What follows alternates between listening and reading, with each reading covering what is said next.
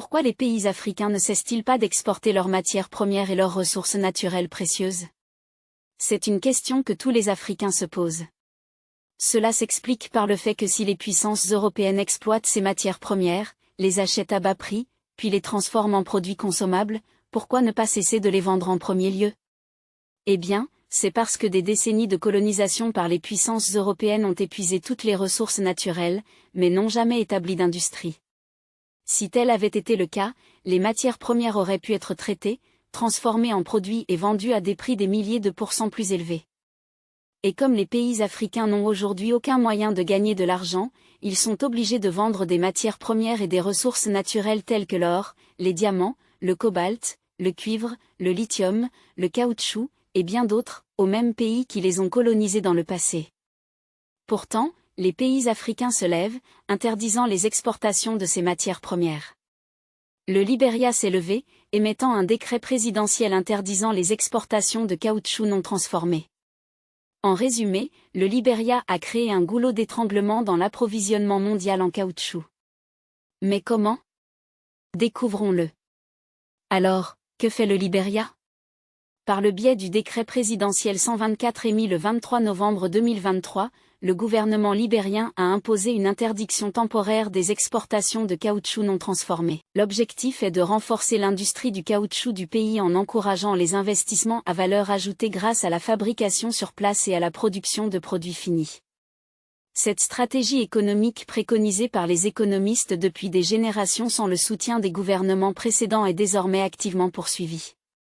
Il est clair que la Firestone Rubber & Tire Company s'apprête à contester ce décret présidentiel, affirmant qu'il porte atteinte à ses conditions d'affaires et entre en conflit avec ses intérêts. Sachez que Firestone a été l'investisseur dominant dans le secteur du caoutchouc depuis plus de 97 ans. En 1927, le gouvernement libérien a accordé à Firestone un bail de 99 ans pour 1 million d'acres au coût de 6 cents par acre. Depuis lors, Firestone a été la force dominante du secteur, générant $1 milliard avec des avantages visibles limités pour le pays. Cette décision nationaliste s'aligne sur le mouvement néo-panafricain croissant quant à la manière dont les pays africains gèrent les ressources nationales, en particulier les matières premières, afin de maximiser les avantages pour le pays. Cependant, le moment de cette décision intervient dans un contexte de tension dans les relations entre les États-Unis et le Libéria en raison d'une vague de sanctions américaines contre les hauts responsables de son administration. Les analystes se demandent maintenant si ce décret présidentiel pourrait avoir déclenché les récentes sanctions, car il précède ces dernières. Cela révèle comment les pays occidentaux utilisent des tactiques pour soumettre les pays africains. Chaque fois qu'un pays africain se lève et lutte pour prendre le contrôle de ses ressources naturelles, résistant à l'exportation vers l'Occident, il est intimidé et contraint à la soumission. Il reste à voir comment Firestone Liberia réagira à l'interdiction ou si le gouvernement américain, grand soutien des opérations de Firestone, réagira véritablement au décret présidentiel. La réaction du président Elu-Boaki, qui a plaidé en faveur de la révolution de l'agriculture et de la fabrication des matières premières du pays, est également incertaine. Boakai est enregistré pour avoir souligné la nécessité de diversifier l'économie du Libéria en s'éloignant d'une dépendance excessive vis-à-vis des emplois publics. Divers analystes et économistes au Libéria estiment que passer d'une exportation à 100% de matières premières telles que le caoutchouc, le bois ou le minerai de fer est la bonne stratégie économique pour le Libéria. Cette transition garantira qu'un pourcentage des matières premières est consacré à la fabrication ou à la production de produits finis dans le pays. L'objectif est de créer de la richesse pour les Libériens ordinaires, stimuler l'investissement direct étranger, générer des opportunités d'emploi dans le secteur privé et encourager l'entrepreneuriat pour construire une économie de classe moyenne. Cette action exécutive met en lumière les défis substantiels auxquels est confronté le secteur du caoutchouc au Libéria, notamment les problèmes d'abus, d'utilisation incorrecte et de vol. En réponse, le gouvernement prend des mesures pour formuler des politiques efficaces et établir un cadre institutionnel et réglementaire pour faire face à ces défis, prévenir les revers, favoriser le développement de l'industrie et stimuler la croissance globale. Le président George Weah a signé le décret exécutif en novembre 2023, interrompant immédiatement l'exportation de caoutchouc naturel du Libéria, sauf indication contraire. Le caoutchouc naturel non transformé, tel que défini par l'ordre, comprend la matière première prélevée sur les arbres à caoutchouc qui n'a subi aucun traitement altérant sa composition physique ou chimique. Cela inclut le latex naturel, le coagulum, les balles de latex, la dentelle d'arbre, l'écorce, les déchets au sol et toute autre forme de caoutchouc naturel brut ou traité. En outre, l'ordre interdit explicitement au ministère du Commerce et de l'Industrie, au ministère des Finances ou à tout autre organisme gouvernemental d'émettre ou d'autoriser des permis d'exportation pour du caoutchouc naturel non transformé du Libéria. Dans les 30 jours suivant le décret exécutif, le ministère du Commerce et de l'Industrie, en collaboration avec le ministère de l'Agriculture, est chargé de déployer des efforts spéciaux pour faciliter l'accès aux marchés intérieurs pour les producteurs de caoutchouc libériens dans les zones reculées qui dépendent fortement du commerce transfrontalier et du caoutchouc naturel non transformé. Les agents des douanes et les autorités chargées de l'application des lois aux points d'entrée et de sortie vers et depuis le Libéria par voie terrestre, maritime ou aérienne sont ordonnés d'arrêter et d'empêcher l'exportation de tous les envois de caoutchouc naturel. De plus, l'ordre interdit le transport ou le déplacement de caoutchouc naturel non transformé en dehors des plantations de caoutchouc entre 20h et 6h. Les violations de cette directive entraîneront des poursuites par le ministère de la Justice. Julius Sell, le directeur exécutif du Fonds de développement du caoutchouc, considère l'interdiction par le gouvernement des exportations de caoutchouc naturel non transformé comme une mesure positive. Sell estime que cette initiative revitalisera la croissance économique dans le secteur du caoutchouc, améliorera les moyens de subsistance des petits agriculteurs et contribuera de manière significative aux recettes gouvernementales. Il souligne que la politique encouragera la concurrence entre les concessions de transformation et atténuera les activités criminelles dans le secteur. La déclaration publiée le mercredi 13 décembre 2023 met en lumière la reconnaissance par le président Weah de la nécessité urgente d'agir pour remédier au déclin de l'industrie du caoutchouc naturel. Insistant sur l'importance de mesures immédiates, le président vise à élaborer des politiques et des cadres appropriés pour une amélioration à long terme, garantissant le développement, de nouvelles avancées, une production accrue, des opportunités d'emploi et des recettes gouvernementales. Émis le mardi 12 décembre 2023, décret exécutif numéro 124. Un alignement avec les dispositions constitutionnelles obligeant l'État à prendre des mesures nécessaires, y compris la législation et les décrets présidentiels, pour éliminer l'abus des ressources gouvernementales et lutter contre la corruption. Le président Weah reconnaît le rôle significatif de l'industrie du caoutchouc au Libéria dans l'héritage économique national depuis plus de 95 ans, en tant que plus grande source unique de revenus annuels pour le gouvernement. Le décret présidentiel met en avant l'impact négatif de l'abus, de l'utilisation incorrecte, de l'abandon et du vol sur l'industrie du caoutchouc, secteur offrant plus d'opportunités d'emploi à l'échelle nationale que tout autre secteur. Le robinet illicite a épuisé l'industrie du caoutchouc libérienne, entraînant des conséquences économiques accrues sur l'emploi et les recettes gouvernementales. Le président souligne les implications de sécurité importantes de la situation de vol à travers le pays. Cependant, comment les planteurs de caoutchouc au Libéria ont-ils réagi? Un groupe de planteurs de caoutchouc soutenus par les combattants de la liberté économique du Libéria, EFFL, demande au président Georges Manawiya de revenir sur le décret exécutif numéro 124, qui impose une interdiction d'exportation de caoutchouc non transformé. Les planteurs ont exprimé leur désaccord lors d'une manifestation pacifique sur le terrain du Capitole le 22 décembre 2023, exhortant le législateur à intervenir et à convaincre le président Weah de révoquer le décret exécutif. Les planteurs de caoutchouc soutiennent que le décret présidentiel affecte négativement leurs moyens de subsistance et décourage le commerce libre et la concurrence. Ils affirment qu'il viole leurs droits fondamentaux et leur survie, appelant le législateur à suspendre l'ordre. James W. Sayakiyai, président national de l'Association des courtiers en caoutchouc, a présenté une déclaration de pétition de 20 points soulignant la nécessité de protéger le bien-être des Libériens conformément à la Constitution. Il invoque spécifiquement les articles 8 et 9, demandant au gouvernement de garantir des opportunités égales d'emploi et de subsistance, et encourageant la coopération pour le développement économique. Sayakiya a affirmé que le décret exécutif numéro 124 compromet le bien-être des acteurs libériens du caoutchouc, y compris les planteurs, les courtiers, les exportateurs, les camionneurs et les agents de transit. Ils affirment que l'ordre entrave leur capacité à concourir dans l'industrie du caoutchouc, impactant leurs moyens de subsistance et ceux de milliers d'employés. Le président du consortium du caoutchouc a souligné le succès de la Côte d'Ivoire voisine dans l'exportation de caoutchouc, l'attribuant à une industrie concurrentielle. Il a accusé le décret exécutif numéro 124 de favoriser les concessionnaires étrangers aux dépens des agriculteurs libériens de caoutchouc, le décrivant comme cruel et inhumain. Mais pourquoi les planteurs de caoutchouc veulent-ils annuler le décret exécutif? Eh bien, la réponse réside dans l'histoire. Dans les pays africains, les puissances européennes ont entravé le développement industriel pendant la colonisation. Les puissances coloniales ont établi un modèle économique privilégiant l'extraction de matières premières et de ressources naturelles des colonies, visant à s'enrichir économiquement sans investir dans l'industrialisation locale. Elles étaient principalement intéressées par l'extraction de ressources précieuses comme les minéraux, le caoutchouc, le bois et les produits agricoles, structurant leurs économies pour faciliter l'extraction et le transport des matières premières plutôt que de favoriser le développement industriel interne. Les puissances coloniales n'ont pas priorisé l'éducation et le développement technologique des populations locales, limitant l'accès aux connaissances nécessaires à l'industrialisation. Dans certains cas, elles ont activement réprimé les industries locales pour maintenir les colonies comme source de matières premières bon marché. Au lieu de cela, faisait partie du plan élaboré par les puissances coloniales européennes. Le modèle économique colonial visait à favoriser les puissances coloniales en extrayant des matières premières, laissant en héritage une dépendance économique aux exportations de matières premières dans de nombreux pays africains post-indépendance. Le cas du Libéria n'est pas différent.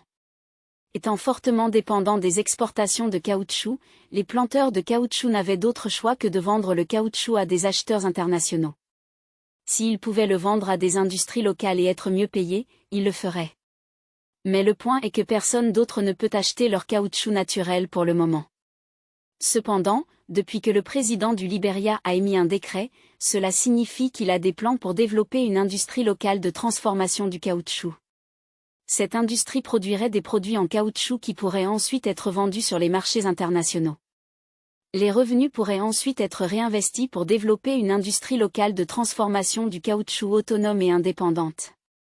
Mais comment le Libéria est-il devenu si dépendant? Eh bien, c'est une histoire de trahison et d'exploitation.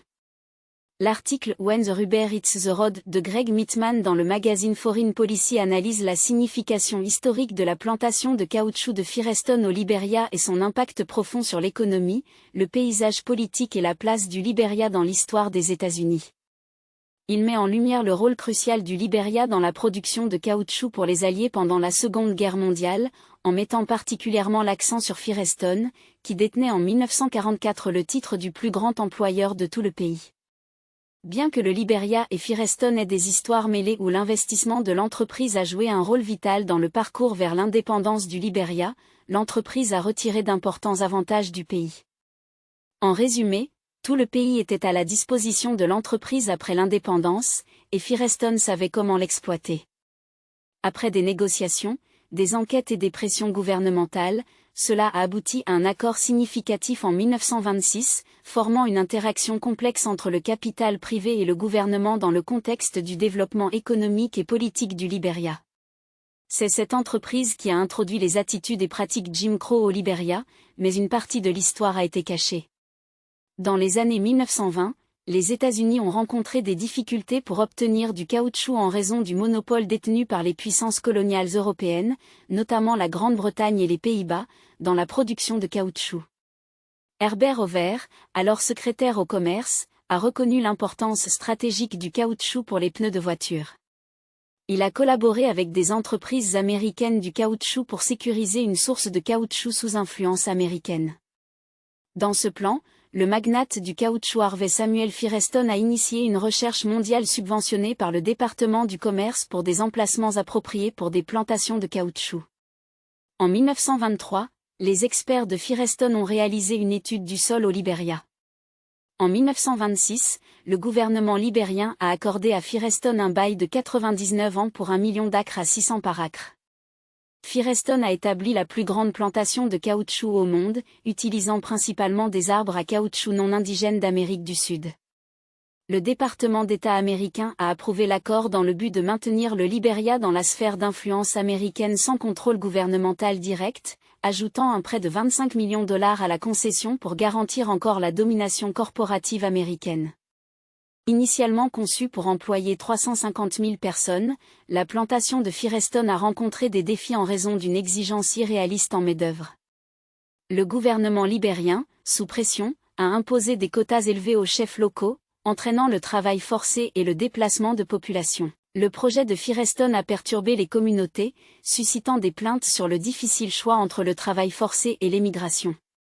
Dans le cadre de l'accord, Firestone a aidé le Libéria à rembourser ses dettes étrangères et à développer un port d'exportation de caoutchouc en échange d'un prêt de 5 millions de dollars à un taux d'intérêt de 7%.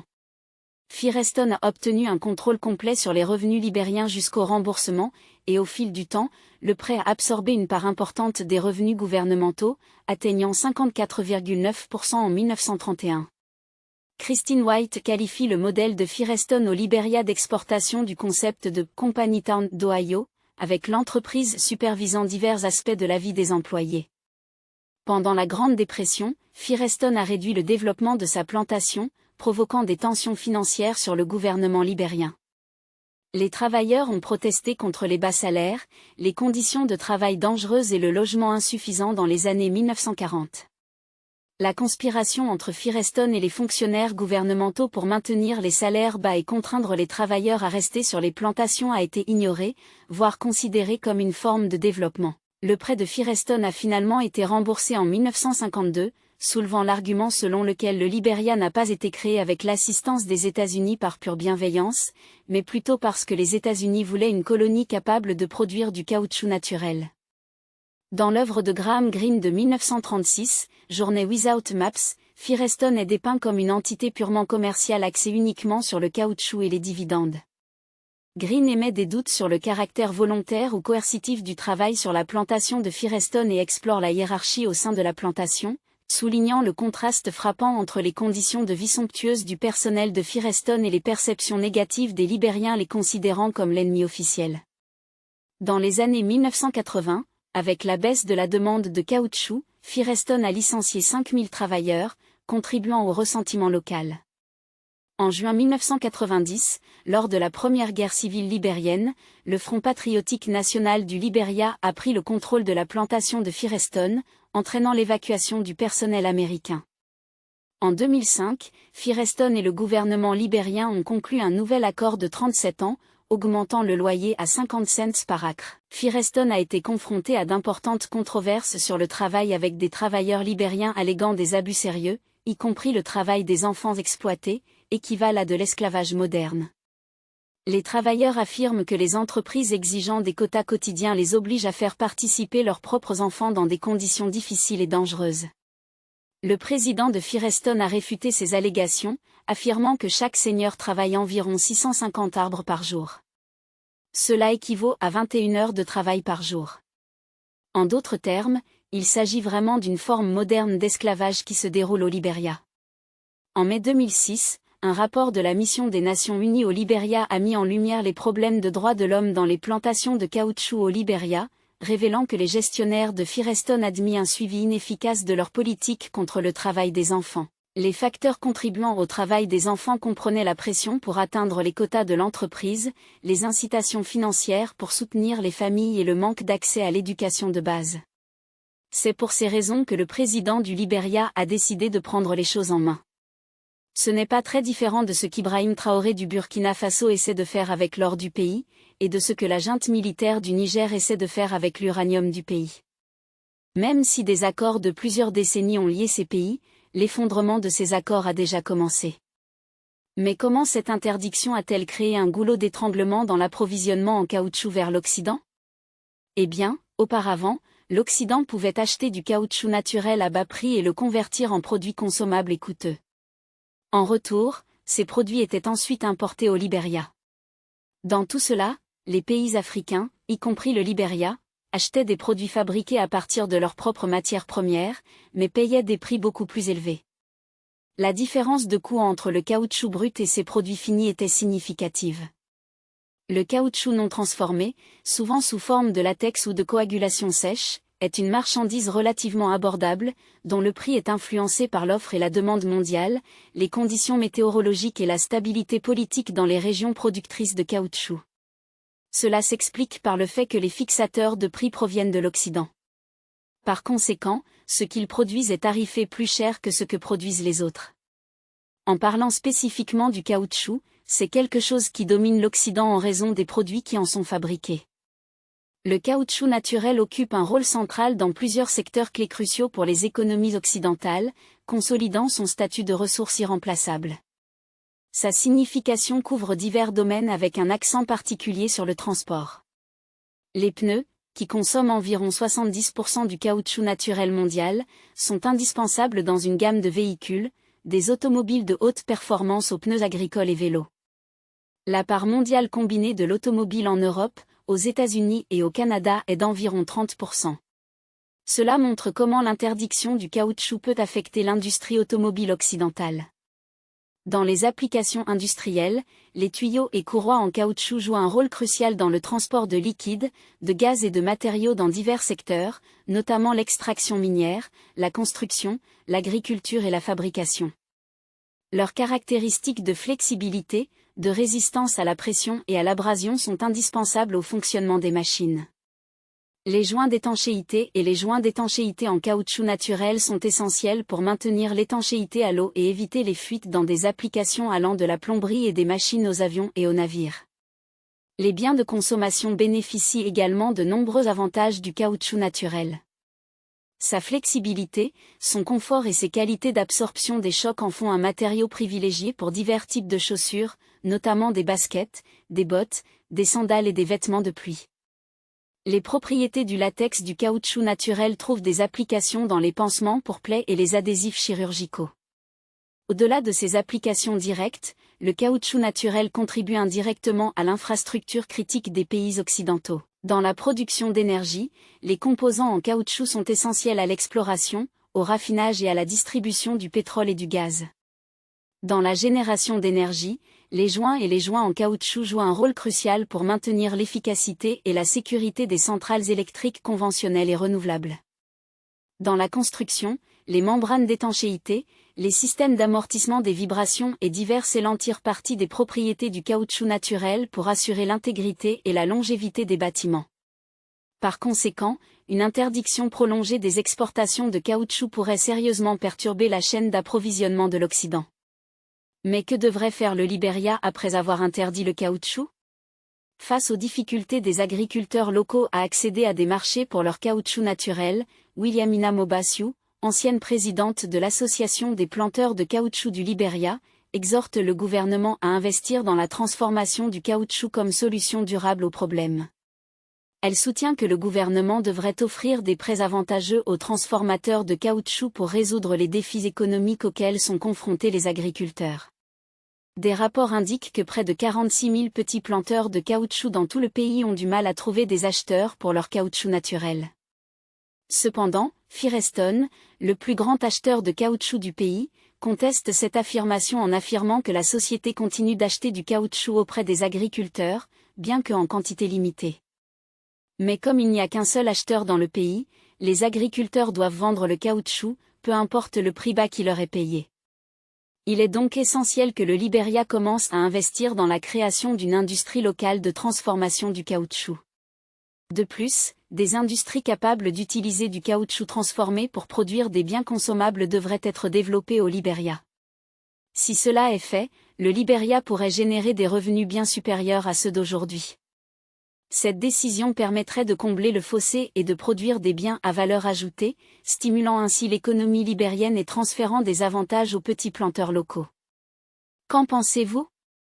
Est-ce une meilleure décision pour le Libéria d'interdire les exportations de caoutchouc? N'est-il pas vrai que cette décision nuira aux agriculteurs qui dépendent fortement des exportations de caoutchouc à court terme? Dans la section des commentaires ci-dessous, faites-nous part de vos réflexions sur la manière dont les pays africains peuvent se libérer de l'exploitation systémique aujourd'hui. Si vous souhaitez regarder plus de vidéos comme celle-ci, abonnez-vous à notre chaîne et appuyez sur l'icône de la cloche à côté. Nous avons décidé de proposer des vidéos sur quelque chose dont personne ne parle, la culture noire, la civilisation, l'histoire et des preuves sur la grandeur des Noirs. Merci de regarder et jusqu'à la prochaine vidéo, restez à l'écoute.